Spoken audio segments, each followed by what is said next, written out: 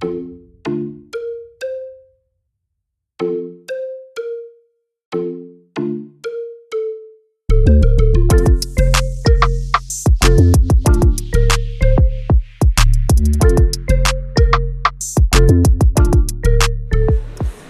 pessoal, mais um Fisiotalks. Agora, minha gente, vou rasgar seda, certo? Estamos agora num episódio mais do que especial, direto do túnel do tempo. Com certeza. Esse cara é meu mentor, meu guru, professor, mestre e com muito orgulho, colega. Estou com Valdecir Galindo, professor e fisioterapeuta, especialista, né, em ventilação mecânica, em sumidade, em VNI, todo mundo já ouviu muito falar aqui, né? E ele traz para cá, para o simpósio, a mesa redonda, né, com outros profissionais. A temática dele foi o papel da fisioterapia na atenção domiciliar, reabilitando e qualidade de vida, não é isso? Isso. É fantástico. Da Confiare, tá aí no Hospital Esperança, Isso. né, junto com a Pulmocárdio. Um trabalho, assim, excelente. Tive realmente esse privilégio de ele ser meu professor. E também aqui da Católica, né, Valdecir? Atualmente eu leciono aqui na Unicamp. Perfeito. Conta aí pra gente, fala ao pessoal um pouquinho como que foi essa palestra riquíssima, maravilhosa, super atual. Fala aí pro pessoal a temática. Bom, o objetivo da palestra é exatamente trazer e falar um pouco do papel do fisioterapeuta na assistência domiciliar. A gente sabe hoje que a assistência domiciliar tem sido a porta de entrada para muitos profissionais quando saem da universidade. E que precisa ter um preparo, um conhecimento técnico mais acurado, né, para que seja entregue realmente um produto de qualidade junto aos pacientes. E aí nessa palestra o objetivo foi trazer alguns pontos importantes, né? Houve uma mudança fora do comum nessas últimas décadas com a assistência domiciliar, principalmente quando a gente pensa no perfil tecnológico. Então a tecnologia ela tem trazido coisas novas no dia a dia. Isso vai mudando o perfil da fisioterapia junto aos pacientes, né? Então é importante que a nossa classe profissional, as pessoas que prestam serviço no domicílio, eles entendam primeiro qual é o objetivo, como é que você vai chegar até o paciente, como é que você vai se portar numa avaliação com o paciente, o que é que você pode trazer como benefícios. E aí eu sempre falo que o importante quando eu vou para um domicílio de um paciente, primeiro, eu estou indo para um ambiente que não é o meu. Isso foi ponto-chave assim, da tua palestra. Exatamente, eu estou entrando dentro de um ambiente que é a casa do paciente. Então, eu preciso me adaptar àquele ambiente. Então, nem todos os profissionais eles têm esse perfil de trabalhar a nível domiciliar. Alguns preferem, inclusive, trabalhar a nível hospitalar, né? Mas é importante também a gente desenvolver um lado humanizado junto à família, junto ao paciente, saber escutar, né? Acho que a gente vai ficando mais velho, aprende a falar menos e escutar mais. Então, a escuta ativa ela é importante, né? Entender o que é que aquele paciente ele busca no sentido de melhora de funcionalidade. Então, um dos focos da apresentação era falar exatamente nisso. A gente tem que focar na funcionalidade do paciente, o que é que ele coloca de maior dificuldade para realizar as atividades do dia a dia. A partir daí, montar um plano terapêutico, e é importante que ao sair, ao iniciar essa avaliação, colocar o foco na funcionalidade, a gente use o raciocínio clínico para isso. O raciocínio clínico ele ajuda muito, né? Então é você olhar o paciente, é você entender clinicamente o que é que ele tem, o que é que ele precisa ajustar, muitas vezes quando há alguma modificação no plano inicial que você realizou. E uma coisa que você falou em relação a isso, o objetivo do plano do tratamento não pode ser só o que a gente pensa que ele precisa, a gente tem que entender o que é que para ele faz sentido. Porque aí é aquela história do protagonismo do paciente, né? Não adianta a gente querer, sei lá, que ele ganhe força aí nos braços, quando para ele é muito mais importante ele se manter em pé, né? Ele, sei lá, tá sentando.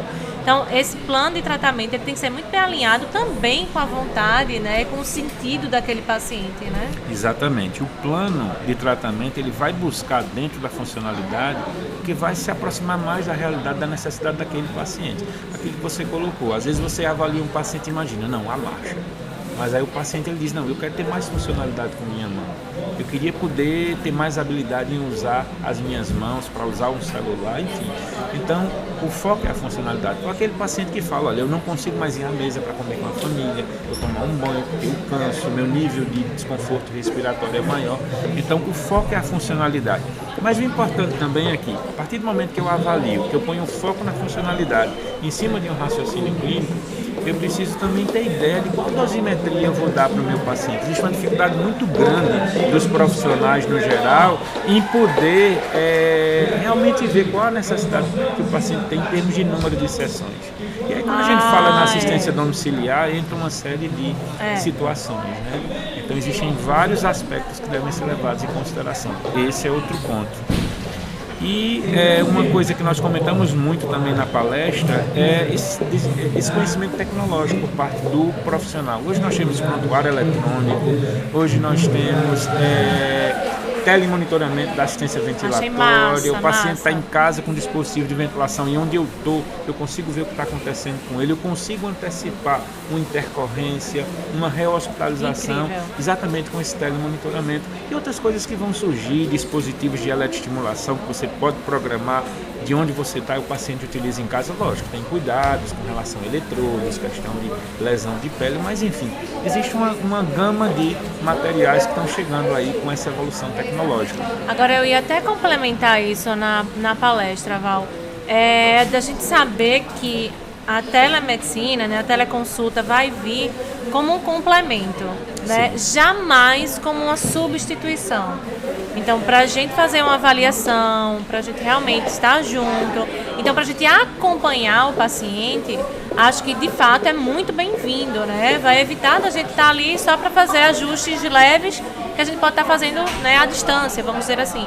Mas nada substitui aquela avaliação ali próxima, né? Aquele contato de fato com o paciente. Então, mesmo que a gente consiga lidar com uma situação pela teleconsulta, mas em seguida, de repente, antecipar alguma sessão que poderia ser depois.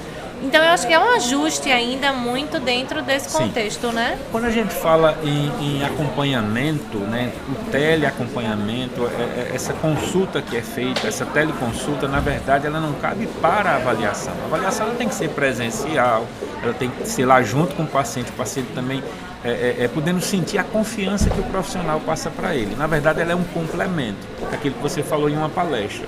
É uma forma híbrida, mas não uma forma que você vai usar todas as vezes, né? Você vai ter ali os atendimentos que vão ser presenciais realmente e um ou outro eventualmente, ou até para monitorizar de repente o paciente para ver se ele está seguindo bem aquelas condutas que você deixa ali, que ele tem que realizar durante o dia. Então entra mais nesse complemento realmente. Teve um hospital que eu fui, não me lembro agora se foi português, enfim, em algum hospital daqui de Recife que eu fui, e a sala da CTI e a enfermaria já tem os monitores, né, do mesmo que está no quarto do paciente, a gente tem na própria enfermaria.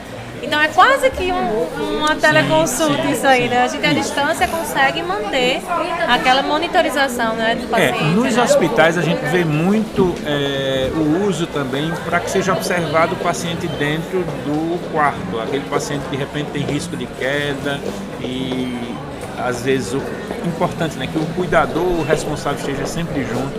Mas quando ocorre, eu já vi situações de o paciente estar sozinho no quarto, o pessoal no posto de enfermagem poder estar de olho no paciente, o que o paciente está fazendo, é muito importante. E como está crescendo a fisioterapia domiciliar, até em questão mesmo de reabilitação, as pessoas estão escolhendo ser cuidadas no ambiente de casa cada vez mais, né, do que ir numa clínica, do que ir no hospital, do que ir, né? Sim, você tem vantagens aí importantes, né? O paciente está no próprio ambiente, ele pode ter todo um tratamento adaptado e é importante que o profissional tenha um olhar em verificar a rotina do paciente, em verificar o ambiente, riscos que possam ser encontrados para o manuseio desse paciente no ambiente dele. Mas é mais confortável, evita esse trânsito maluco que nós temos hoje. Agora, o importante é que também quando ele pode sair e ter um atendimento fora, tem a questão da socialização com outros pacientes, com outras pessoas. Mas sim, tem sido, na verdade, tem se tido uma procura grande, né, com relação aos atendimentos no domicílio. Inclusive porque atender no domicílio traz uma segurança maior para o paciente. E muitas vezes ele tem indicação realmente de ser atendido no domicílio, a depender da condição de mobilidade, dos recursos que ele tem também para poder sair do domicílio para ter o atendimento. Então tem sido realmente uma situação de preferência mesmo por alguns familiares, por alguns pacientes.